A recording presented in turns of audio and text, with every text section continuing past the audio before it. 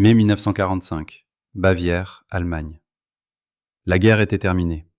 Des milliers d'officiers allemands étaient assis dans les camps de prisonniers américains en attendant de rentrer chez eux, et ils se mirent à se plaindre. La nourriture n'était pas assez bonne, les lits étaient trop durs, il n'y avait pas assez d'eau chaude. Ils voulaient un meilleur traitement. Ils étaient officiers après tout, ils méritaient le respect.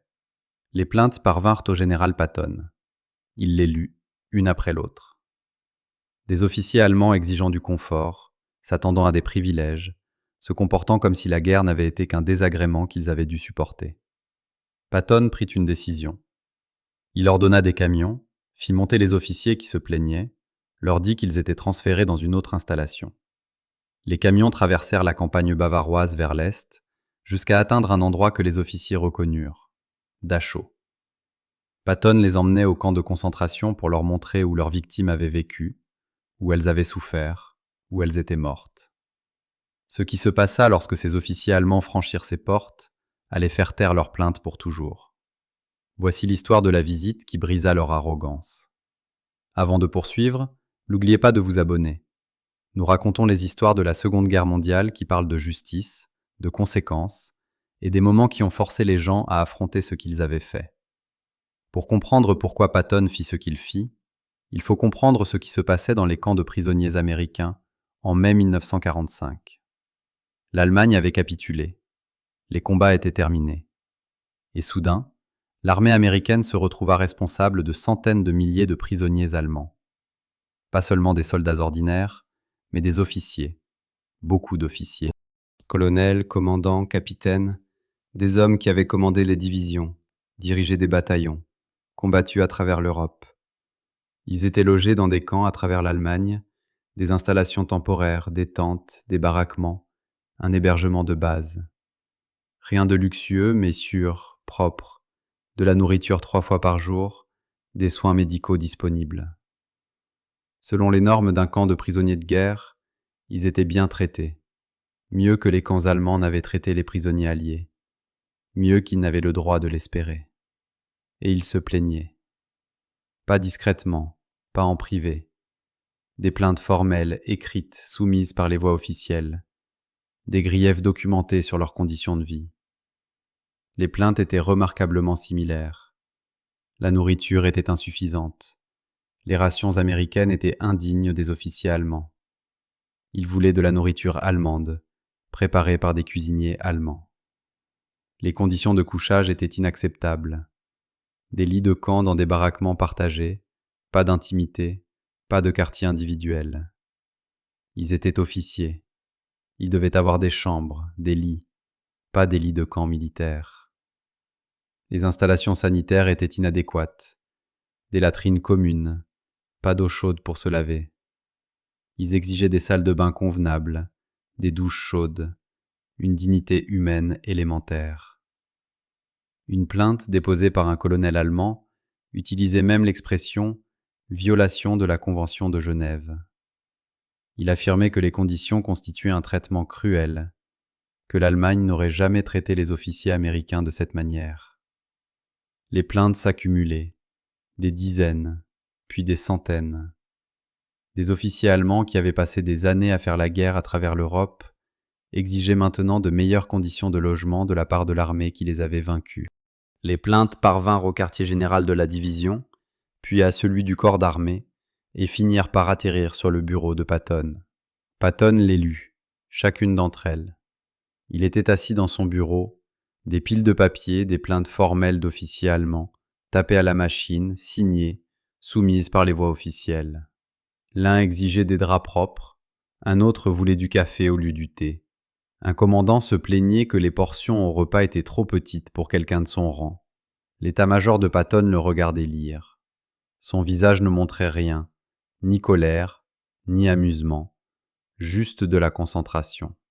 Quand il eut fini, il se leva, marcha vers la carte sur son mur, traça un itinéraire du doigt, puis se tourna vers son chef d'état-major. Préparez un transport pour environ 200 officiers allemands. Des camions, des gardes armés, demain matin. Mon général, nous les transférons dans un autre camp ? D'une certaine manière, oui. Vers quelle installation, mon général ? Patton pointa la carte. Dachau. La pièce devint silencieuse. Mon général, c'est un camp de concentration. Ça l'était. Maintenant, il est vide. Les survivants ont été évacués. Le camp est préservé exactement tel que nous l'avons trouvé. Je veux que ces officiers qui se plaignent le voient. L'officier d'état-major hésita. Mon général, est-ce qu'on a le droit de montrer un site historique sur le sol allemand à des prisonniers de guerre? Oui, capitaine, nous en avons le droit. Arrangez ça. Le lendemain matin, on dit à 200 officiers allemands qu'ils étaient transférés. Ils furent chargés dans des camions, des gardes américains armés de fusils, une escorte de la police militaire. Les officiers supposèrent qu'ils allaient dans une meilleure installation. Enfin, quelqu'un avait écouté leurs plaintes. On les emmenait quelque part de plus approprié pour des hommes de leur rang. Les camions traversèrent la Bavière. Les officiers allemands regardaient leur patrie par les fenêtres. Certains reconnaissaient des repères. Ils se dirigeaient vers l'est, en direction de Munich. Un colonel se tourna vers un commandant assis à côté de lui. Peut-être qu'il nous emmène dans une véritable installation militaire, quelque chose de plus convenable. Le commandant hocha la tête. Il était temps. Les conditions dans ce camp étaient indignes de notre statut. Les camions ralentirent, tournèrent hors de la rue principale, et les officiers virent où ils étaient. Une porte massive, des clôtures électrifiées s'étendant dans les deux directions, des miradors tous les 100 mètres, et les mots au-dessus de l'entrée, Arbeit macht frei, le travail rend libre, Dachau. Le camion s'arrêta. Des soldats américains ordonnèrent aux Allemands de descendre, les mirent en rang. Patton attendait, debout à l'intérieur de la porte, en uniforme complet, ses 4 étoiles brillants, ses revolvers à crosse d'ivoire à sa ceinture. Il ne cria pas, ne hurla pas. Sa voix était calme, froide.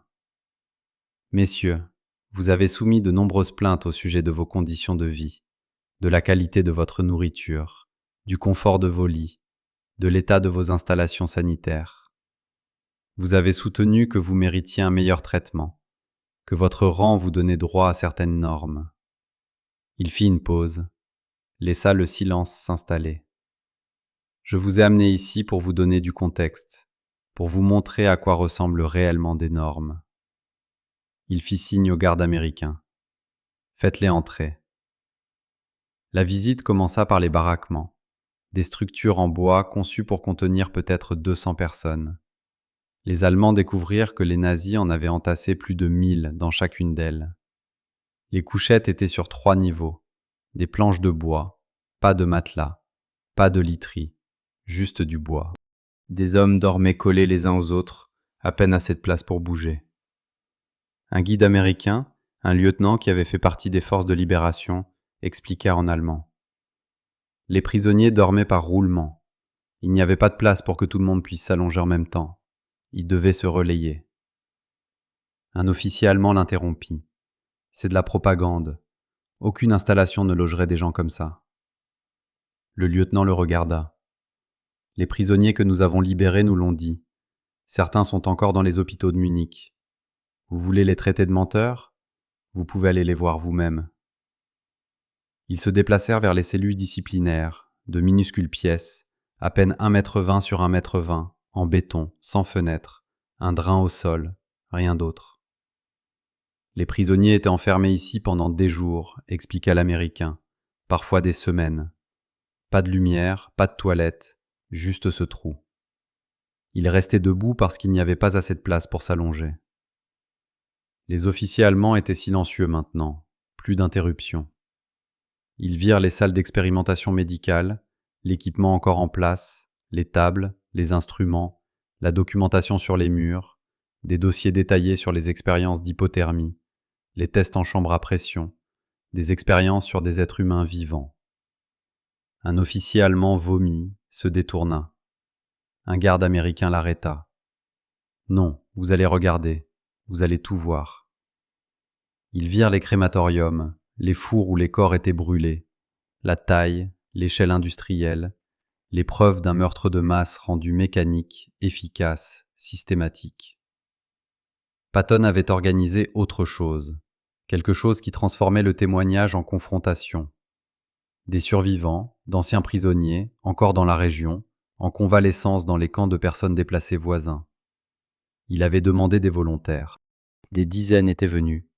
Ils se tenaient devant les baraquements, des silhouettes squelettiques, des uniformes rayés qui pendaient sur leur corps. Certains pouvaient à peine tenir debout.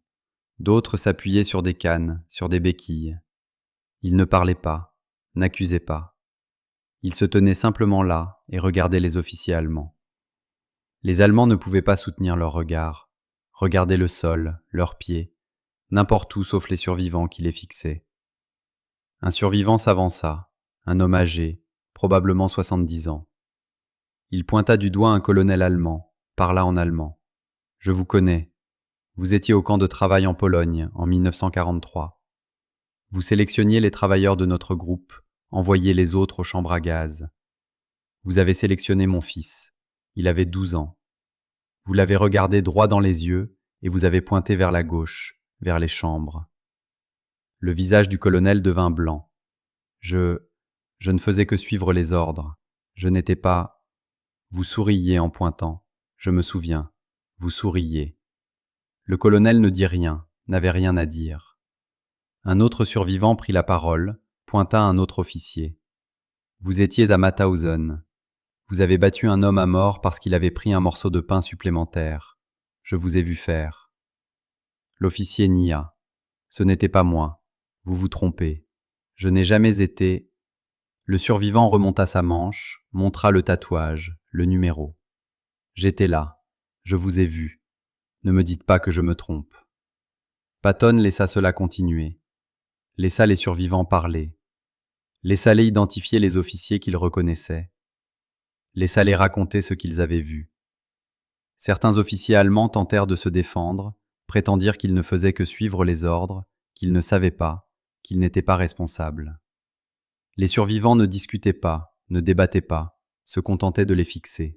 Les preuves qui les entouraient parlaient plus fort que n'importe quel argument. Après 3 heures, Patton mit fin à la visite.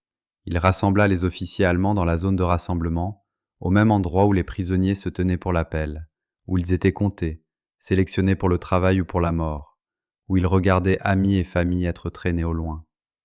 Patton s'adressa à eux une dernière fois. « Vous vous plaignez de votre nourriture. Vous venez de voir un endroit où des hommes se battaient pour des miettes, mouraient de faim alors que des ordures étaient à portée de vue. Vous vous plaignez de vos lits. Vous venez de voir un endroit où des milliers d'hommes dormaient entassés, debout dans leur propre saleté. Vous vous plaignez de dignité. Vous venez de voir un endroit où la dignité humaine était systématiquement détruite, où les gens étaient réduits à des numéros, affamés, forcés à travailler jusqu'à la mort, assassinés pour le simple fait d'être nés. Vous êtes officier dans l'armée qui a fait cela. Vous avez prêté serment au régime qui a construit cela. Vous avez dirigé les hommes qui gardaient cela. Et vous avez l'audace de vous plaindre de lits de camp et de rations. » Il fit une pause, laissa cela s'imprégner. Vous voulez un meilleur traitement? Vous le recevez. Vous êtes en vie, vous êtes nourri, vous êtes en sécurité. Vous êtes traité mieux que vous n'avez traité quiconque a fini ici. Et si vous ne comprenez pas pourquoi c'est déjà plus que ce que vous méritez, alors vous n'avez rien appris aujourd'hui. Il se tourna vers les gardes américains. Ramenez-les au camp. Les camions retournèrent dans le silence. Pas de conversation, pas de plainte, juste le silence. Lorsqu'ils arrivèrent au camp de prisonniers, les officiers allemands retournèrent dans leur baraquement, vers leur lit de camp, leur repas ordinaire, leur captivité sûre, propre et ennuyeuse. Les plaintes formelles cessèrent, complètement, immédiatement. Pas un seul grief écrit ne fut déposé après ce jour. Les gardes américains remarquèrent autre chose. Les officiers allemands mangeaient maintenant tout ce qu'il y avait dans leurs assiettes, ne laissaient pas de nourriture, ne gaspillaient rien. Certains furent en train de garder du pain, de le cacher, de vieilles habitudes d'hommes qui avaient vu à quoi ressemblait vraiment la faim. La décision de Patton fut controversée. Certains officiers américains soutinrent qu'elle était inutile, qu'elle constituait un traitement cruel, que forcer des prisonniers à visiter un camp de concentration était une torture psychologique. D'autres soutinrent qu'elle était nécessaire, que ces hommes étaient ceux qui avaient participé à la Shoah ou qui l'avaient rendue possible, et que les forcer à témoigner de ce que leur régime avait fait était de la justice, pas de la cruauté. Patton ne défendit jamais publiquement sa décision, n'en avait pas besoin. Lorsqu'on lui posait la question, il disait simplement « Ils se sont plaints de leurs privilèges, je leur ai montré à quoi ressemblait vraiment l'absence de privilèges. Si cela les dérange, tant mieux. » Les survivants qui avaient participé, qui s'étaient tenus dans ce camp et avaient confronté leurs anciens bourreaux, eurent des réactions mitigées.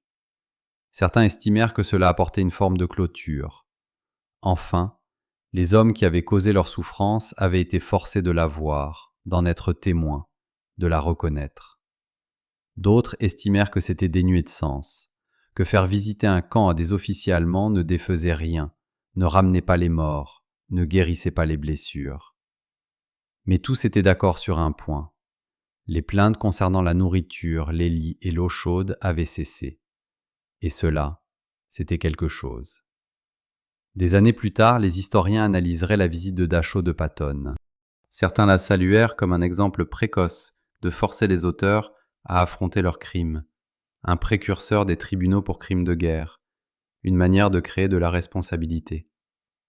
D'autres la critiquèrent comme étant performative, qu'une visite de 3 heures ne pouvait pas défaire des années d'endoctrinement, que beaucoup de ces officiers retournèrent à leurs convictions, que le simple fait de témoigner ne crée pas de changement. Ce qui est certain, c'est ceci. 200 officiers allemands qui s'étaient plaints de leur traitement furent emmenés voir à quoi ressemblait véritablement la maltraitance, et ils ne se plaignirent plus jamais. Qu'ils aient appris, qu'ils aient compris, qu'ils aient ressenti du remords, c'est plus difficile à dire. Mais ils apprirent à se taire. Ils apprirent que les hommes qui les avaient vaincus avaient vu ce que l'Allemagne avait fait, et ils apprirent que se plaindre du confort à ces hommes-là ne serait pas toléré. Si vous aviez été à la place de Patton, auriez-vous fait la même chose, ou auriez-vous géré les plaintes différemment? Dites-le nous dans les commentaires. Et si vous voulez plus d'histoires sur la justice, les conséquences et les moments qui ont forcé les gens à affronter ce qu'ils avaient fait, n'oubliez pas de vous abonner.